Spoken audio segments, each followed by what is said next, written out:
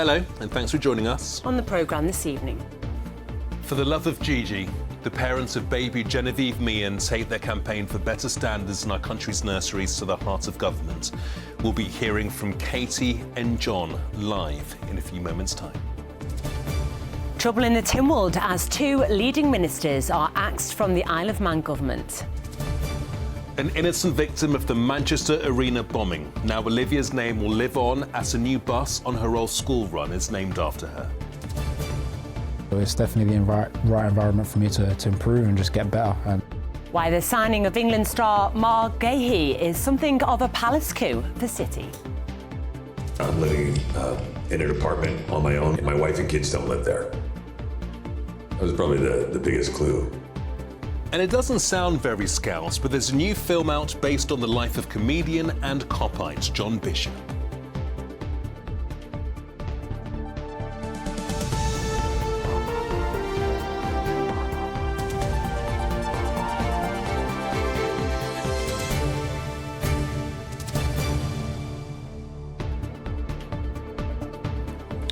So first tonight, and it's the campaign by two parents that's aimed at preventing heartbreak for generations of parents to come.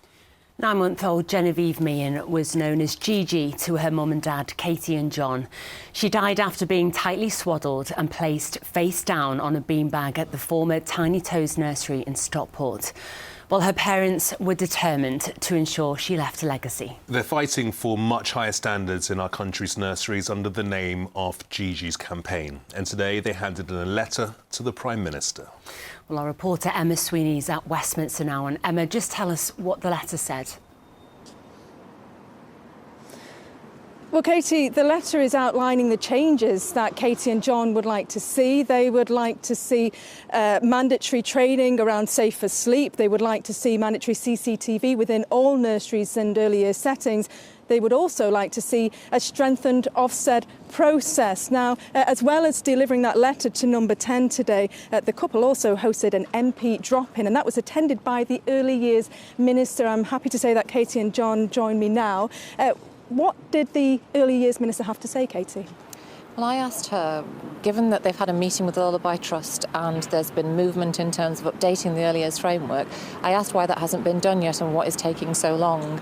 I tried to stress to the Minister that this is urgent. We discussed the CCTV review that is ongoing, and we asked why we're not a part of that, because we were told that we would be. We also discussed the campaign goals, the urgency, and we tried to really impress upon her that this is urgent. And I think she got that, and she told me her commitment is to child safety. And I'm sure you'll be seeing across that. John, one of those who attended today was Andy Burnham, the Mayor for Greater Manchester. I'm sure some people at home would be wondering why he was all the way down here in Westminster, but he's been very vocal in his support. He has. We've had really great support from Andy and from the Mayor's office generally, and we're really grateful for that support. And I know that Manchester are looking at the moment at how they can implement these changes that the campaign is calling for. And really what Manchester want to do is to be a gold standard and to show around child safety and welfare what they can do and then how that can be expanded nationally. So we're really grateful for the support from the Mayor. Are you concerned that the government could be distracted by other issues right now? Yeah, we know there are a lot of competing pressures on the government, but really the message that we delivered today is that whatever those competing pressures, this ultimately is about child safety and welfare. This is about saving children's lives and making children safer in nursery environments. So whatever those pressures, this is an absolute priority, and it must be a priority for this government. Yeah, and Katie, we talked about the fact you delivered that letter to Number 10. What was your direct message to the Prime Minister? The message we really want to impress upon the Prime Minister and all ministers that we met today is that it's urgent. It's not something that can wait, because you're talking about child safety. We really wanted people to understand the impact of losing Genevieve and the circumstances of her death and how easily it could have been prevented. We want them to know that it's urgent, and I think we've really got that message across today.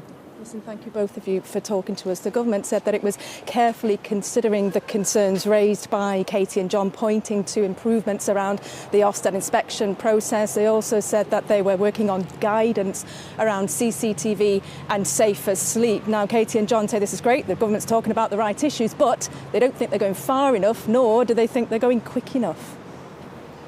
OK, Emma in Westminster, for now, many thanks indeed. Well, next, and we're staying in Westminster, and the government avoided another potentially difficult day over its proposed Hillsborough law. Yeah, justice campaigners from families affected by the Hillsborough disaster and the Manchester Arena bombing withdrew their support for the law last week. They feared the government was trying to exclude members of the intelligence services from the so-called duty of candour, the part of the law that will compel public servants to tell the truth to major investigations. Well, our political correspondent, Leisha McNally, is at Parliament for us. So, Leisha, just tell us what was supposed to be happening today. This was meant to be a big moment for the Hillsborough law, the moment the House of Commons would debate its final draft of the bill before it moves on to the Lords. But in dramatic fashion, it was pulled from the agenda by the government late last night, who were unwilling to proceed with the Hillsborough law without the backing of the Hillsborough families. Now, this row isn't about the principle of the law, it's about the practice. All sides agree the duty of candour must apply to everybody. But the question is, how? How can Secret Service agents testify in a public inquiry, and what precautions might they need to do so? That's the issue that came to a head here in Westminster over the weekend, centred on organisations like MI5 just down the river from here. The government had rewritten a draft of the bill that gave the bosses of these organisations some levers they could pull if they felt their staff could be exposed or put national security at risk when called to give evidence. Levers like making sure they could testify in a closed hearing, or the right to refuse permission for certain individuals to appear at all. But some of the Hillsborough families, the Manchester Arena families, and crucially, some Labour MPs said, well, often cover-ups start at the top. They say that these safeguards could be used as a get-out clause if organisations wanted to cover up their mistakes. And a number of Labour MPs tell me they're still willing to rebel against the government if this issue isn't sorted out. This is just about individuals in the intelligence and security services telling the truth. And we saw with the Manchester Arena bombings, after there'd been cover-ups by MI5 for 6 years, that it was possible to get this right without any threats to national security, because the hearings were done behind closed doors. So I am completely confident that this can be done. Leisha, it does sound like Keir Starmer's bought himself a bit of time. What happens next? Well, the government says it will continue to work with campaigners and the affected families to try and make the bill as strong as it can be while protecting national security. But have a listen to this from the Prime Minister this morning. In a row centred on the Secret Service, he doesn't sound like a man about to give much ground. Obviously, I have to focus on the national interest, my primary duty as Prime Minister, which is to keep this country safe and secure. That is the duty I hold above all other duties, and I take it really seriously, which is why we're just taking time to make sure that we get that balance absolutely right. Now, by pulling the legislation, the government has bought itself a bit of time today, a move welcomed by campaigners who say it allows the discussions to continue. But I do think finding a middle ground is going to be really difficult, and there's a bit of a political deadline as well. Remember when the Prime Minister headed up to Liverpool for the Labour Party conference back in the autumn, and he promised the Hillsborough families he would get this law passed? Well, he's due to return to that same stage in October. Without solid progress by then, it could be a really difficult political moment. And remember, this is a row that has not yet been dismantled. It's merely been delayed. Leisha, in Westminster, thank you. Well, let's take a look at some more of the day's news now. And 15 North West MPs have signed an open letter calling on the Prime Minister to ban social media for under-16s. More than 60 Labour MPs across the country added their name to the letter, urging Sir Keir Starmer to follow the lead of Australia, which brought in a ban in December. They say excessive social media use is making children anxious and affects their health and learning. A fundraiser set up for a couple and 2 other people who suffered life-changing injuries in a head-on crash in Bolton has raised more than £40,000. Tom Daniels and his wife Georgina were passengers in a taxi with 2 friends when it collided with another car last Sunday. The driver of the taxi and 3 teenagers were killed. Well, next tonight, it has been a turbulent day for the Manx government with a sudden sacking of 2 of the island's ministers this morning. The shake-up saw the Treasury Minister and the Minister for Infrastructure removed. Well, in the last couple of hours, our Isle of Man reporter Joshua Stokes met with the island's First Minister to find out what's been going on. Well, what a day it's been for politics on the Isle of Man today. A complete change within government after 2 sackings this morning. Both the Treasury Minister and the Infrastructure Minister lost their jobs in a sudden shake-up by the Chief Minister. Alfred Cannon said he took this decision after disagreements over the direction of government policy. Here's what he said to me a short while ago. That you reach a point where you say that a government in the final term, appears to be taking policy decisions and pursuing policy decisions that are completely at odds with the elements of society that are being impacted. And you get to a point where you say government has to start listening. His first change saw Alex Allinson lose his role as Treasury Minister. And what a time to lose it just 4 weeks before he was due to present the annual budget, setting out the island's finances for the year. He's been replaced by Chris Thomas, entering the government for the 3rd time during this administration.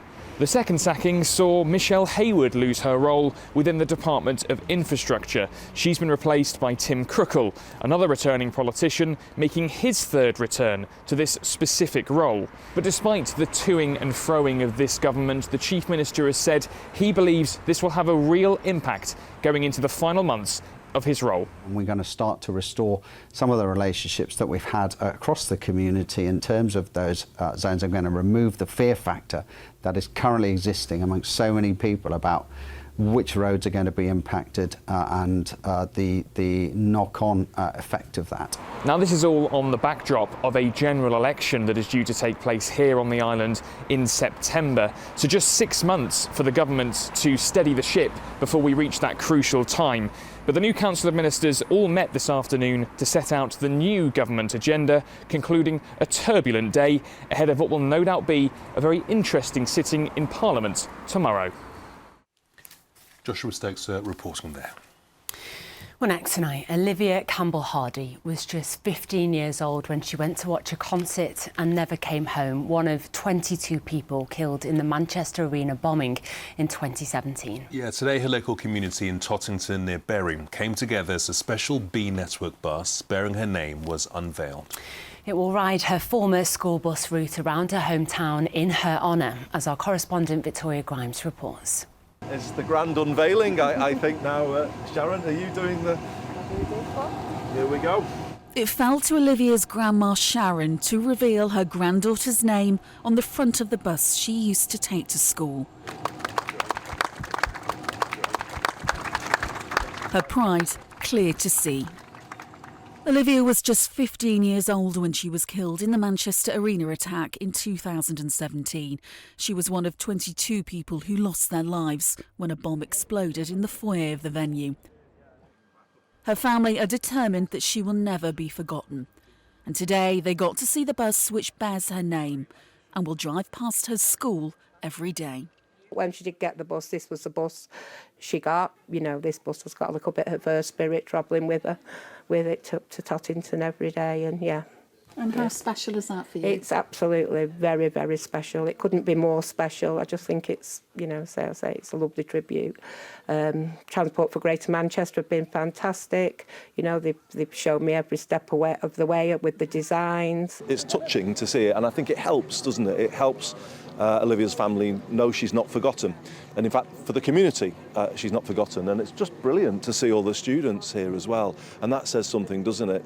Olivia's school, coming out in force and showing their love for Olivia. So I think it just helps the family in what is always a difficult, it will never not be difficult going forward.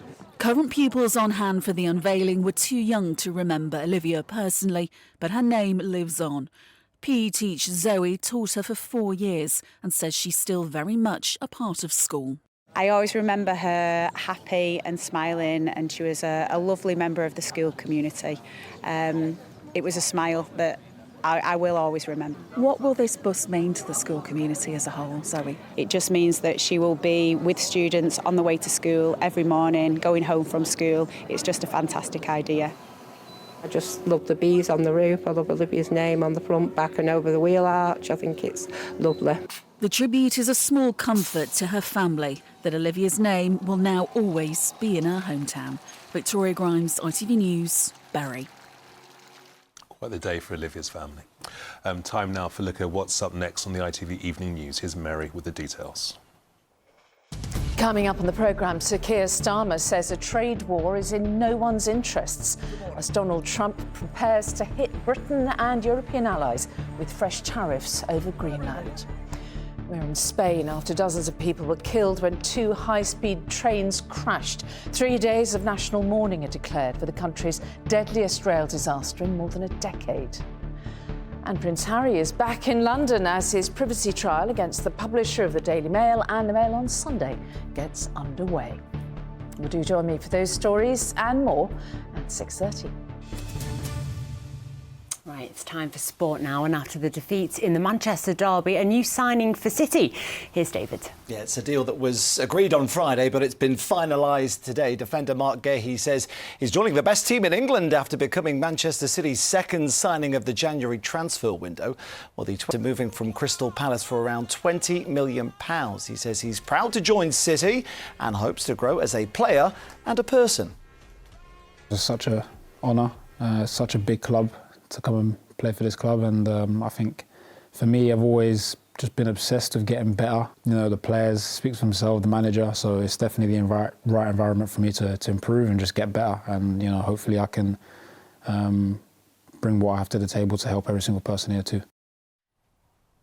Well, City have headed out to Norway for their first Champions League game of 2026. They'll have been pleased to leave Manchester behind with their Reds neighbours enjoying the bragging rights. Michael and Patrick Dorgan.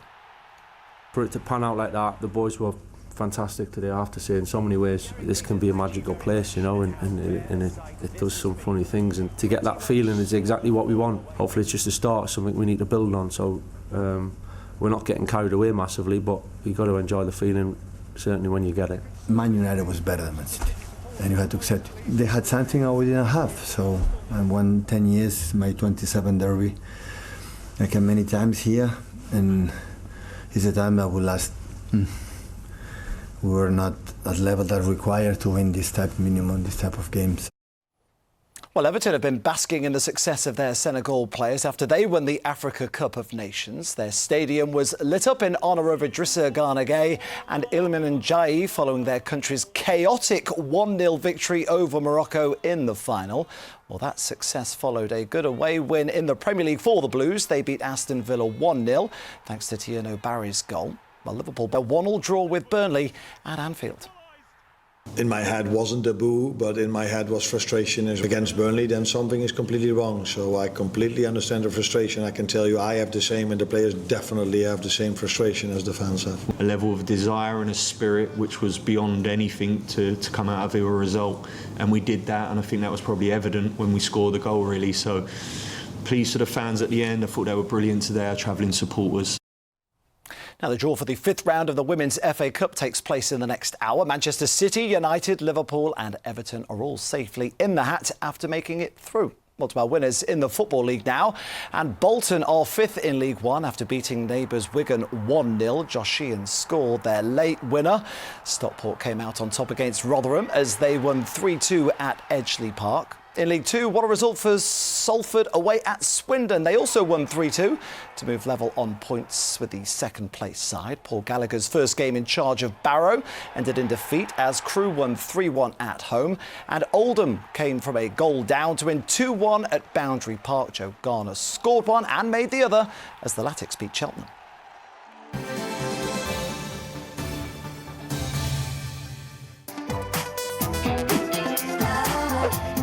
Getting that winning feeling.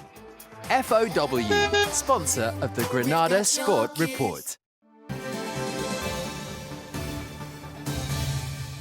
Now, the latest round of the Darts Masters is underway in Saudi Arabia. Liverpool's Stephen Bunting has been first up. He beat his Japanese opponent 6 legs to 1. Stockport's Nathan Aspinall is also safely through to the quarter-finals, winning by the same scoreline.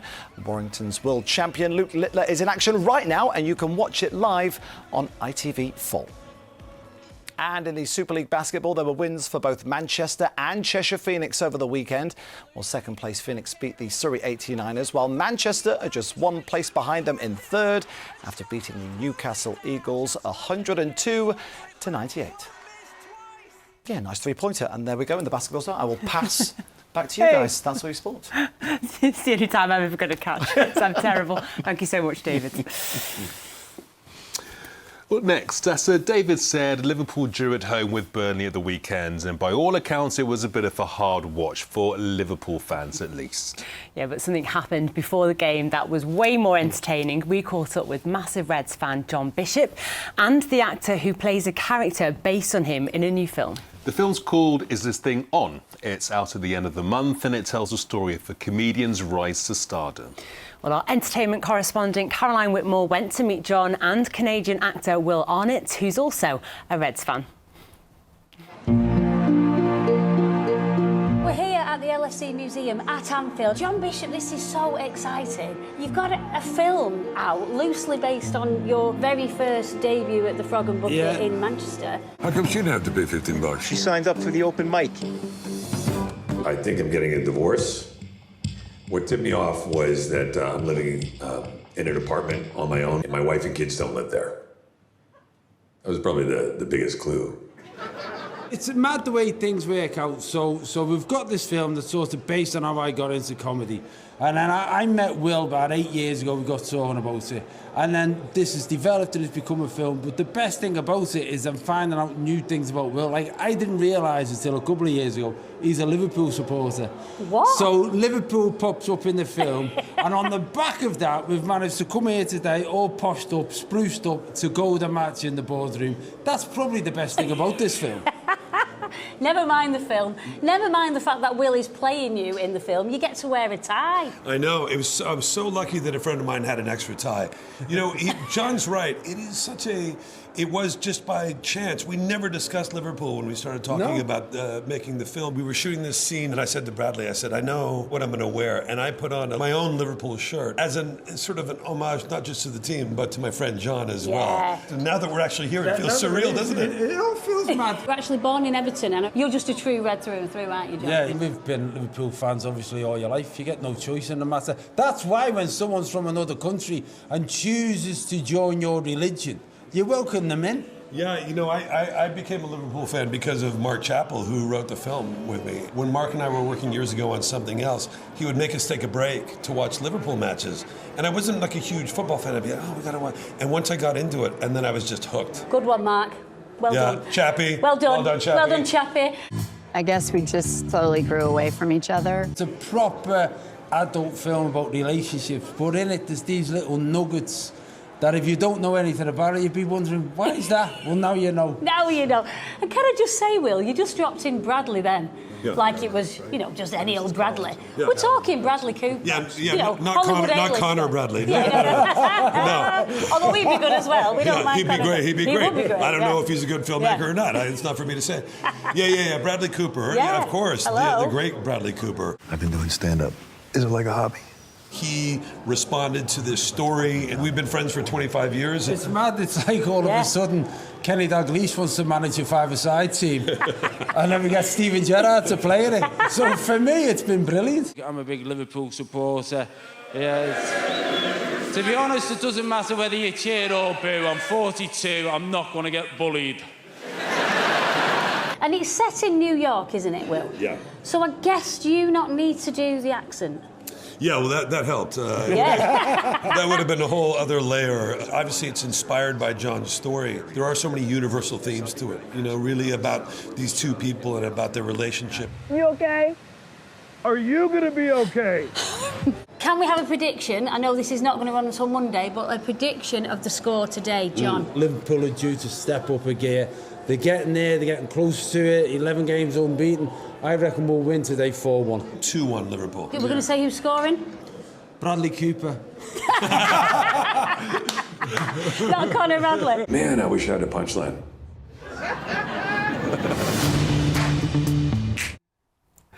Well, the film looks great, but I bet they wish they had that scoreline. Yeah, they couldn't be more wrong, could they? Let's hope Nick has a better time predicting the weather.